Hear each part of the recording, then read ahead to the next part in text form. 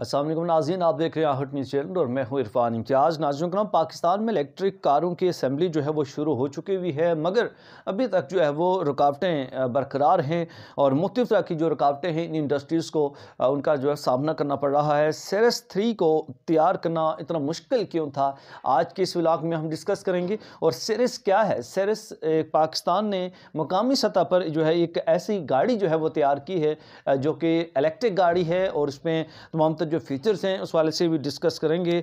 और सेरेस पाकिस्तान ने मुकामी सतह पर असेंबली जो है वो पाकिस्तान हुकूमत की जानब से इजाज़त दी गई है और इनकी जानब से जो असेंबलिंग का जो सिलसिला है वो शुरू कर दिया गया है। मतलब यहाँ पे तमाम तर जो इलेक्ट्रिक गाड़ियाँ हैं उनके असेंबलिंग का जो सिलसिला है वो शुरू कर दिया गया है।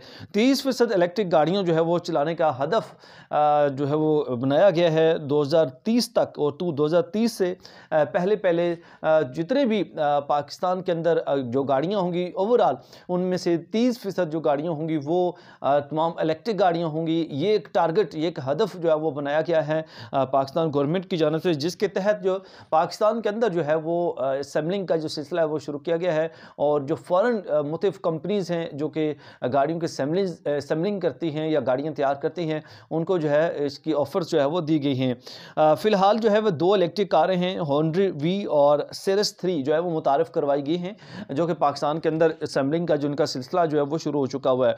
सेरेस 3 जो है वो रिगल ऑटोमोबाइल्स के इश्तराक से जो है तैयार की जा रही है और इसका जो असेंबलिंग का जो आगाज़ है वो लाहौर से किया जा रहा है, लाहौर के एक प्लांट से। और जो हुनर वी है जुलाई 2021 में मुतारफ़ करवाई गई है और इसका जो दीवान मोटर्स की जानब से इसका जो इश्तराक है वो किया गया है। और ये सजावल में एक सजावल जो शहर है वहाँ पे एक प्लांट में इसकी जो तैयारी का सिलसिला है वो शुरू हो चुका हुआ है। और इसके इन गाड़ियों के जो तैयारी का सिलसिला है इनके शुरू होने से या इनके असेंबलिंग का सिलसिला जो लोकल शुरू होने से, पाकिस्तान के अंदर शुरू होने से जो सनत है उसको फ़रोग होने के चांसेस जो है वो बहुत ज़्यादा लग रहे हैं और वहीं पे रोज़गार के मौके भी नौजवानों के लिए पैदा होने के चांसेस जो है वो भी बढ़ गए हैं।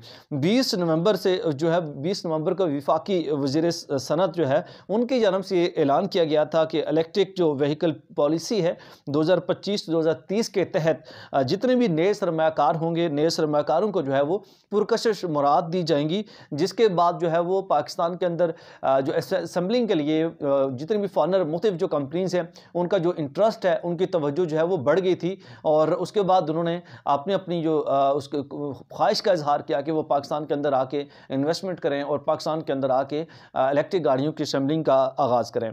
BYD समेत कई गैर मुल्की ऑटो कंपनियों की दिलचस्पी जो है वो मंजर आम पर आई है। और इससे अब ये भी एक्सपेक्ट किया जा रहा है कि पाकिस्तान के अंदर जो आलूदगी है ये बहुत हद तक जो है वो कम हो जाएगी और जो दरामदी ईंधन का भी बिल आता है वो भी कम हो जाएगा। डेफिनेटली फ्यूल की जो खपत है, पेट्रोल की, डीजल की जो खपत है वो भी काफ़ी हद तक जो है वो कम हो जाएगी। सेरेस 3 जो है वो पेट्रोल इंजन नहीं है। सेरेस 3 का अगर फीचर्स के वाले से बात करें तो ये पेट्रोल इंजन इसका नहीं है, ना ही ये हाइब्रिड गाड़ी है, बल्कि 50 किलोवाट और लिथियम आयन बैटरी जो है इसमें डाली गई है, रखी गई है, जो कि 400 किलोमीटर जो है एक चार्ज पर जो है ट्रैवल करवा सकती है। एक मुकम्मल चार्ज पर आपको 400 किलोमीटर आप बासानी इस पर ट्रैवल कर सकते हैं। मतलब आप एक मुकम्मल चार्ज करके लाहौर से इस्लामाबाद का ट्रैवल बासानी जो है वो कर सकते हैं।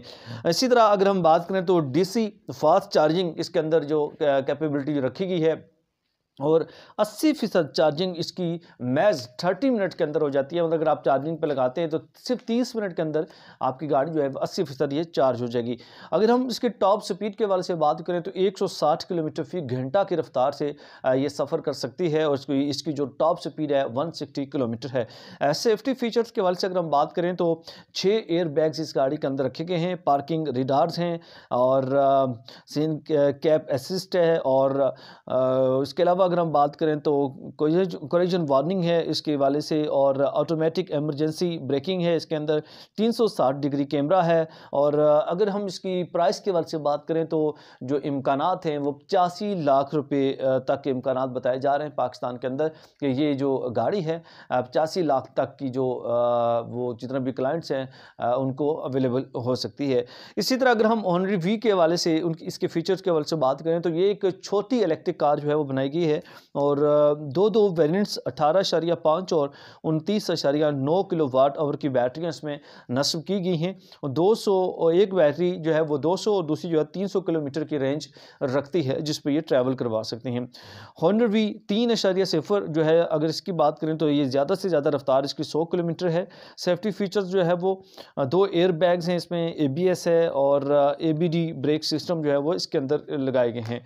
इसी तरह अगर हम बात करें तो रिवर्स कैमरा इसके अंदर है, पार्किंग रिडार है और लो स्पीड पेडेस्ट्रियन वार्निंग जो है वो भी इसके अंदर लगाई गई है।